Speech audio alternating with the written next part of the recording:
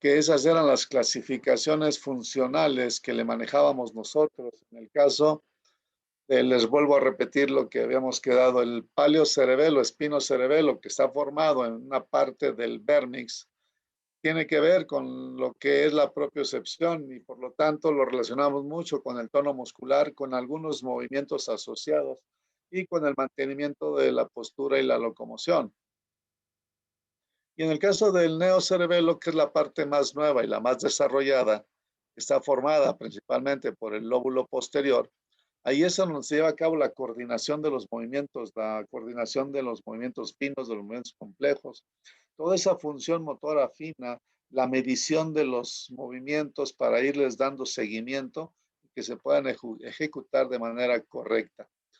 Y esto pues era nada más una ubicación de los núcleos profundos del cerebelo, porque el núcleo del techo, que es el fastigiado, es el que se supone está más medial.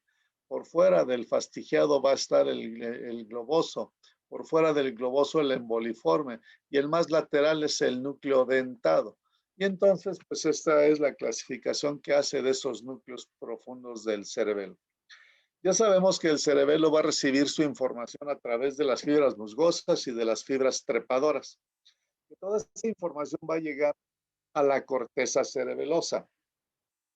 Y que en la corteza cerebelosa, después de que se interpretó o se integró toda la información que recibió, la va a llevar a las células de Purkinje, que es la capa intermedia de las neuronas dentro de la corteza cerebelosa, y a través de esas células de Purkinje va a sacar sus eferencias.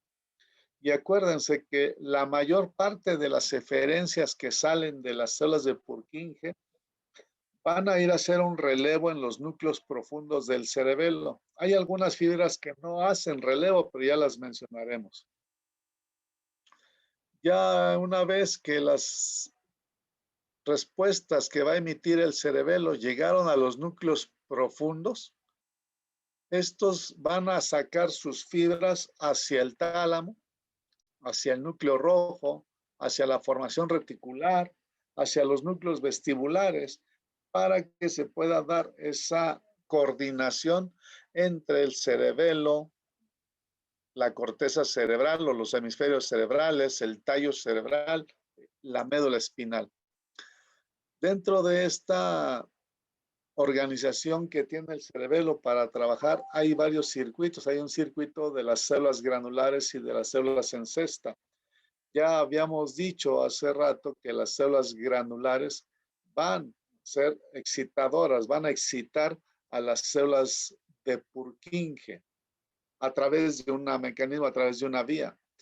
Pero hay unas células también ahí que van a inhibir a estas células de Purkinje. Entonces, cuando llega un estímulo a través de una fibra musgosa, dependiendo del tipo de estímulo que se trate, puede excitar o puede inhibir a un grupo de células de Purkinje. Ahí tienen que ver también los neurotransmisores, que eso espero lo puedan ver en fisiología. Y hay otro circuito, que es el circuito de las células de Golgi. Estas células pues son inhibidoras, van a inhibir a las células granulares, ¿sí?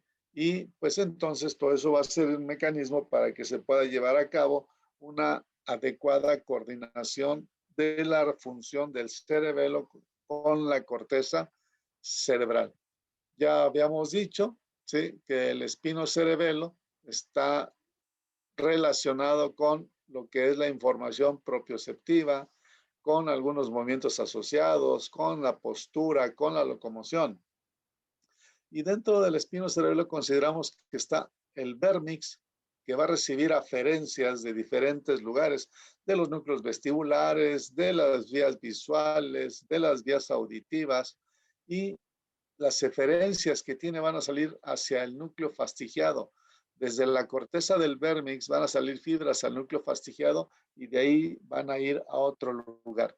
Y las bandas que están a los lados del vérmix, que son las bandas paravermianas, que dijimos se relacionan, ¿sí?, con los movimientos de las extremidades, pues van a recibir también aferencias desde la médula espinal, porque ¿quién lleva la información propioceptiva de las extremidades?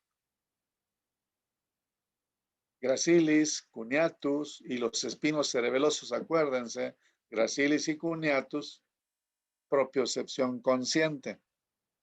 Gracilis de la parte de abajo, cuneatus de la parte de arriba, y los espinos cerebelosos, propiocepción inconsciente. Entonces, por eso esas bandas paravermianas reciben aferencias somatosensoriales relacionadas con la propiocepción desde la médula espinal, pero también van a recibir la información del nervio trigémino. ¿Por qué? ¿Por qué del nervio trigémino?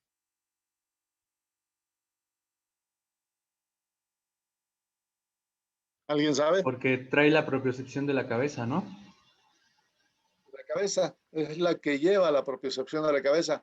Y una vez que recibieron la información, esta corteza cerebelosa de las bandas paravermianas, van a enviar respuestas que van a salir otra vez. Acuérdense que prácticamente las eferencias del cerebelo, de la corteza cerebelosa, van a ir a hacer su relevo en un núcleo para después salir. Por eso, lo que recibió de información las bandas paravermianas y le van a dar respuesta, esas fibras van a salir a hacer su relevo en el núcleo interpósito y de ahí salen a otros niveles del sistema nervioso central. Y entonces por eso nosotros podemos decir que el espinocerebelo, después de que recibió toda la información de la propiocepción de nuestro cuerpo, a través del núcleo fastigiado y del interpuesto, va a enviar respuestas para modular la actividad de esas vías motoras de la corteza a la médula. Tienen que hacer esquemas, dibujos, para que ustedes entiendan cómo, ya que llegó la información al cerebelo, a la corteza cerebelosa, va a sacar una respuesta que hace su relevo en el núcleo fastigiado y de ahí también hace su relevo en el núcleo interpuesto. Y desde ahí, desde el fastigiado y el interpuesto, va a salir fibras que van a ir al tallo cerebral para llevar esa información a la corteza cerebral y que desde allá bajen las vías motoras, pero ya con información adecuada para poder realizar movimientos adecuados, movimientos correctos. Y el cerebelo se encargará de ir dándole seguimiento a esos movimientos para corregirlos. Y también, ¿sí? Pues van a llegar a través de diferentes fascículos, ya vimos nosotros, están los fascículos córtico-espinal que forman la vía piramidal y todos los demás que forman la vía extra piramidal. Se van a regular a través de la información que recibió el espinocerebelo y que va a enviar esa información a la corteza cerebral. Se van a regular los movimientos de las extremidades y del tronco. Y pues ya sabemos que también ahí llega, ¿sí?, información visual para regular los movimientos, ¿sí?, musculares del tronco, de los globo ocular también. Y en el vérmix pues se regulan esos movimientos musculares del tronco y la parte proximal de las extremidades, porque acuérdense que ahí está en la parte del vérmix, porque en la región paravermiana son las partes distales de las extremidades. ¿Qué es lo que dice aquí? En esas bandas paravermianas se van a controlar los movimientos de las partes distales de las extremidades, como son las manos, los pies, con sus respectivos dedos. Esta es la división funcional que tiene el cerebelo: vestíbulo, espino y cerebro cerebelo. Las aferencias que reciben pues van a venir de diferentes lugares. Todo esto es algo que yo les voy a simplificar en esta presentación y se las voy a enviar más adelante. Pero recordar que las aferencias del vestíbulo cerebelo les van a llegar del sistema vestibular. ¿Dónde está ese sistema vestibular? Acuérdense dónde están los núcleos vestibulares. Pregunto, ¿dónde? En el En área puente, del en cuarto ventrículo, ¿no? El bulbo. piso del cuarto ventrículo. En el piso del cuarto ventrículo, en las áreas vestibulares y cocleares, como decía alguien que estaba diciendo, entre el puente y el bulbo.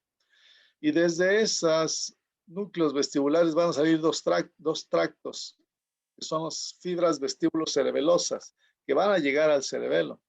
Y una vez que éste recibió información, ahora van a emitir sus eferencias, que van a salir también por diferentes vías, para que se pueda estar manteniendo el equilibrio. En el caso de ese vestíbulo cerebelo sabemos que se relaciona o es equivalente a lo que es el lóbulo flóculo nodular. Y es lo que estábamos diciendo, recibe sus aferencias de los núcleos vestibulares, que vienen, ¿sí?, de los canales semicirculares, esa información que están localizados en el oído interno, de la corteza visual también, porque sabemos que tiene relación con la visión para poder también coordinar los movimientos oculares que vienen desde el puente. Y entonces ya una vez que recibe esa información, pues va a sacar respuestas. Algunas de esas respuestas llegan a uno de los núcleos vestibulares nada más. No hace relevo. ¿Se acuerdan? Yo les he estado comentando. La mayor parte de las eferencias del cerebelo van a salir desde la corteza cerebelosa para ir a hacer un relevo en uno de sus núcleos profundos y luego ya sale a otras áreas del sistema nervioso central. Pero no todas. Aquí están unas que no hacen relevo en ninguno de los núcleos profundos. Lo que recibió el lóbulo flóculo nodular, alguna de la información que recibió el vestíbulo cerebelo, se le da respuesta, bajan desde la corteza cerebelosa, pero no hacen relevo en sus núcleos profundos, sino que se va directo a uno de los núcleos vestibulares. Y desde ahí va a bajar información hacia la médula espinal, formando el fascículo vestíbulo espinal, que es muy importante para mantener el equilibrio corporal. Y también, pues a través de esa vía va a controlar los movimientos oculares. Esa vía, pues ya nosotros ya la tendremos que recordar cuando integremos todas las vías.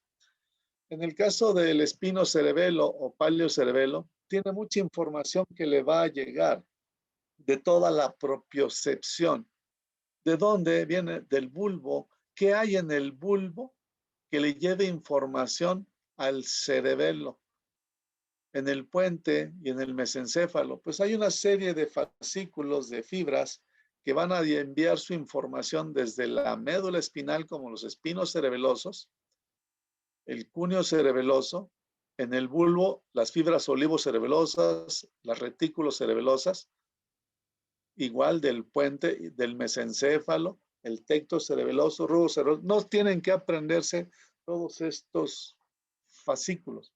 Nada más recordar que el espinocerebelo, la parte que corresponde al paleocerebelo, recibe información procedente de la médula espinal y del tallo cerebral, que le está diciendo cómo está cada uno de nuestros segmentos corporales.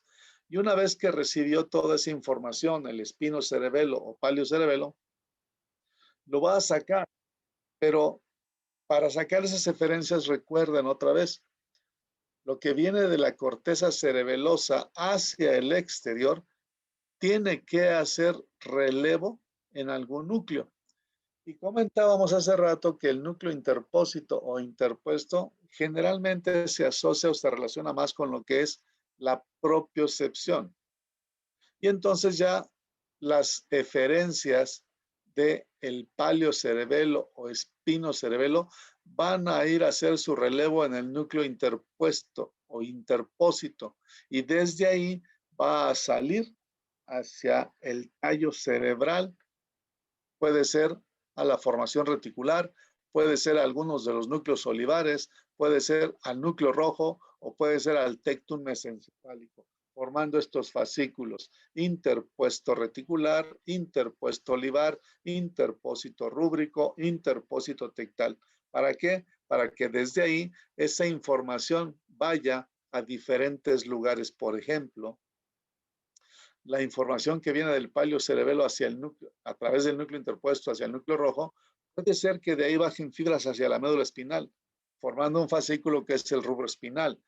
Del interpuesto tectal, que llega información al tectum mesencefálico, desde ahí van a bajar fibras que son las tectoespinales, o lo mismo sucede con las olivoespinales y las retículas espinales, que todo esto va a participar en lo que es la vía extrapiramidal. Y entonces, pues nosotros ya sabemos que el paleocerebelo o espinocerebelo recibe información de la médula del tallo cerebral y va a dar respuestas que pueden salir hacia el tallo cerebral a través del núcleo interpuesto o interpósito.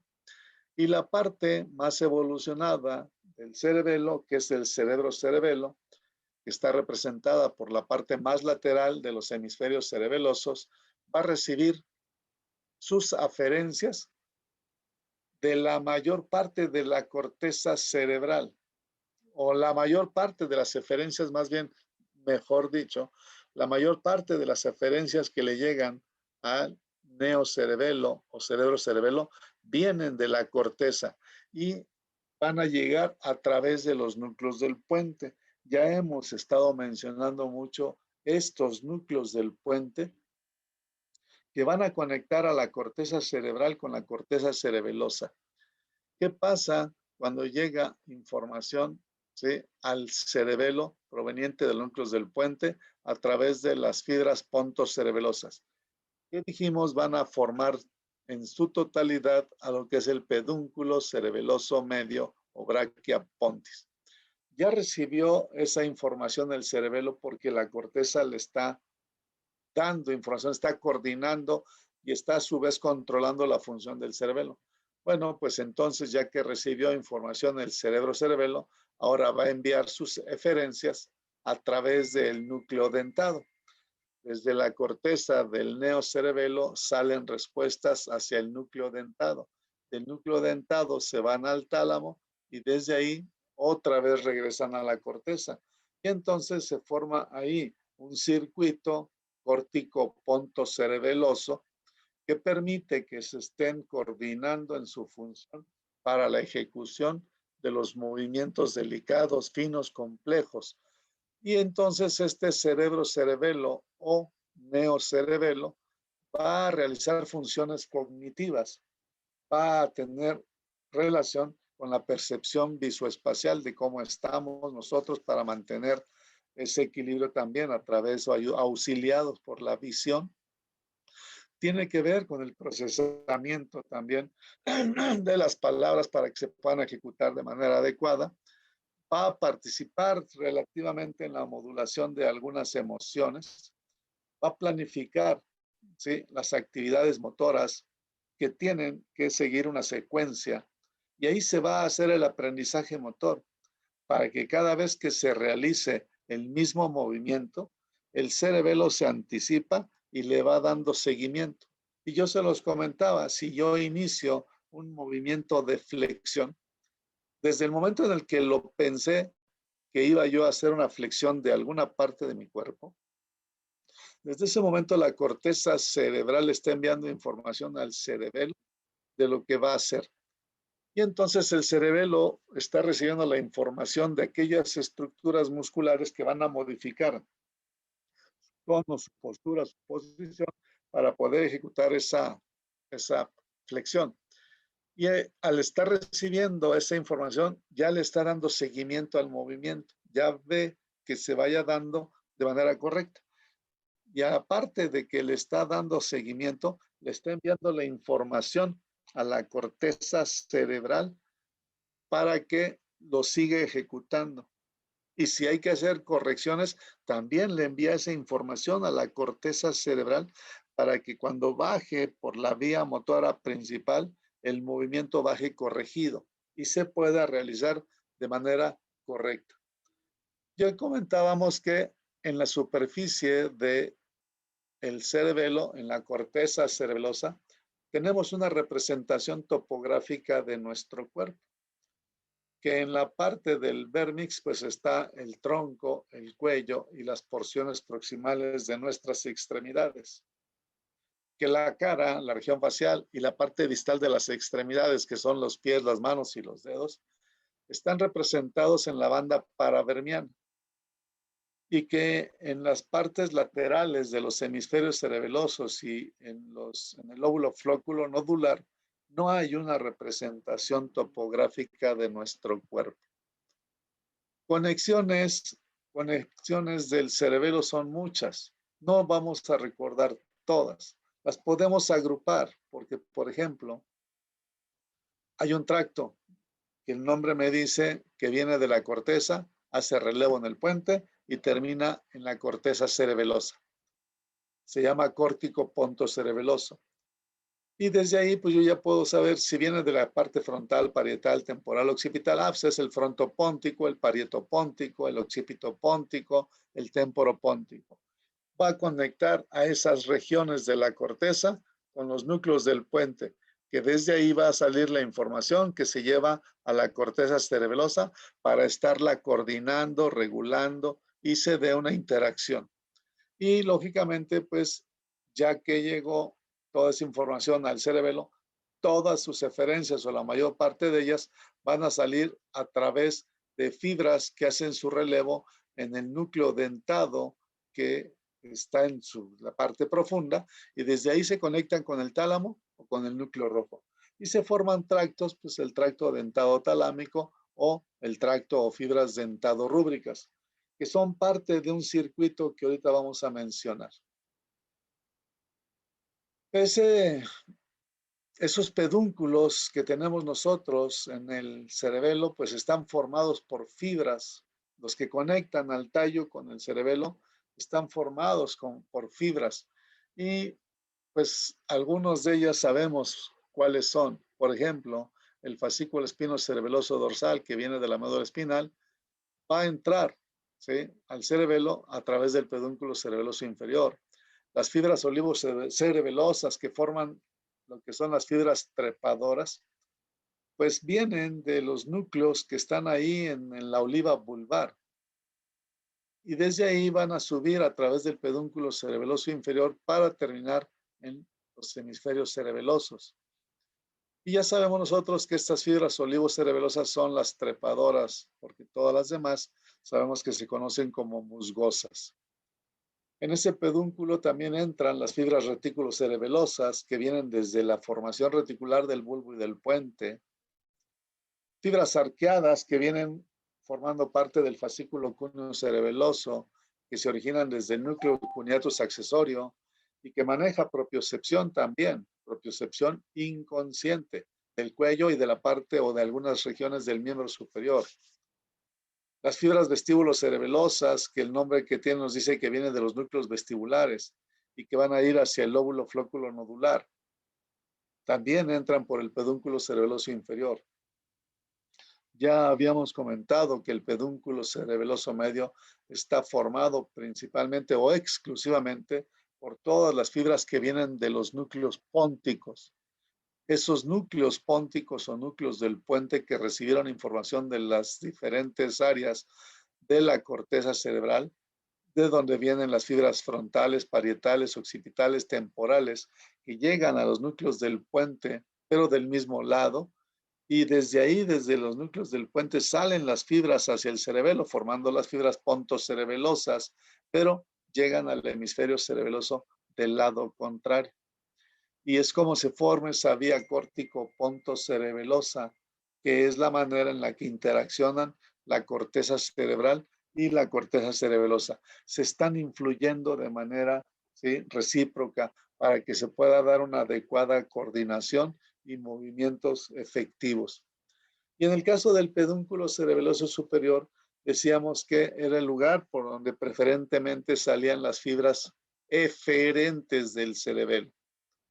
Y que esas fibras eferentes del cerebelo, muchas de ellas vienen desde el núcleo dentado, porque acuérdense que las eferencias del cerebelo antes de salir hacen su relevo en alguno de esos núcleos profundos.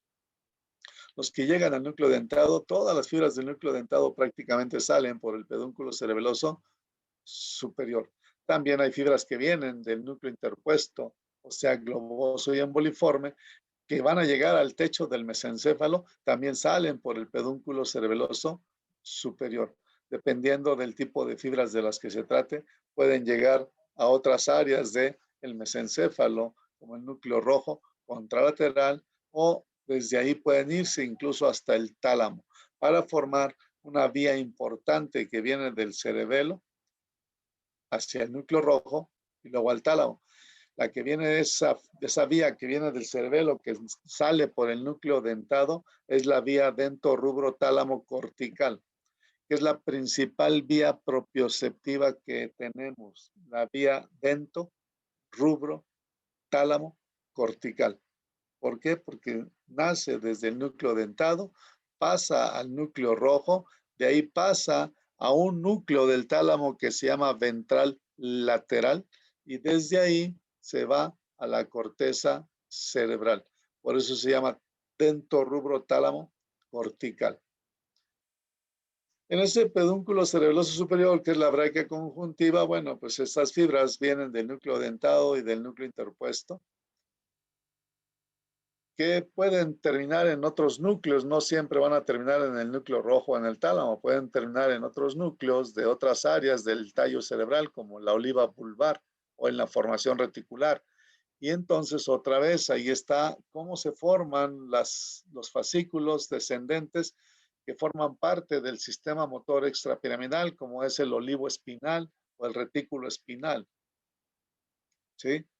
Y entonces también, pues en ese pedúnculo cerebeloso superior tenemos que recordar que por ahí entra lo que es el fascículo espinocerebeloso ventral, que se origina en la médula espinal. El fastigio vulvar que viene también, son fibras que van a pasar o van a descender, en donde están fibras de los núcleos fastigiados que van a ir hacia el bulbo, hacia los núcleos reticulares. Y bueno, pues hay muchas conexiones que tiene el cerebelo con la lámina cuadrigémina para después formar el fascículo tectoespinal y otros más. Ya esto no es más que una simplificación de qué es lo que pasa, porque la corteza cerebelosa va a enviar todas sus eferencias provenientes de las horas de Purkinje a través de los núcleos intracerebelosos. Y que esos núcleos que recibieron la información de las células de Purkinje las van a enviar al tronco cerebral o al diencéfalo a través de los pedúnculos cerebelosos. ¿Sí? Algunas veces pues vemos que los núcleos se relacionan con alguna función específica, como el núcleo fastigiado, que está cerca de la línea media y que tiene que ver con la acción de la gravitación, el mantener el equilibrio, una acción antigravitatoria. Y tiene que ver con algunas otras funciones musculares que se dan para poder mantener el equilibrio durante la marcha o el estar de pie, la bipedestación. Las acciones de estos núcleos intracerebelosos van a formar esas eferencias que salen por los pedúnculos. Y aquí esto es como una síntesis de que el paleocerebelo va a recibir la información propioceptiva de todo nuestro cuerpo a través de algunos fascículos como los espinos cerebelosos y el cúneo cerebeloso, pero además de las fibras que vienen desde el núcleo mesencefálico del quinto par. Lo que es en el caso de la vía córtico-pontocerebelosa, cómo se coordinan, cómo se regulan entre la corteza cerebral y la corteza cerebelosa. Y les comentaba que había puesto esto como ejemplo de que ustedes pueden buscar muchas cosas en internet, tratando de que sea información fidedigna, de que sea información realmente seria, a manera de dibujos, de esquemas, de cartones, ¿sí? ¿Cómo está el cerebelo? Sus lóbulos, sus núcleos, sus fibras, la ubicación de los diferentes, ¿sí?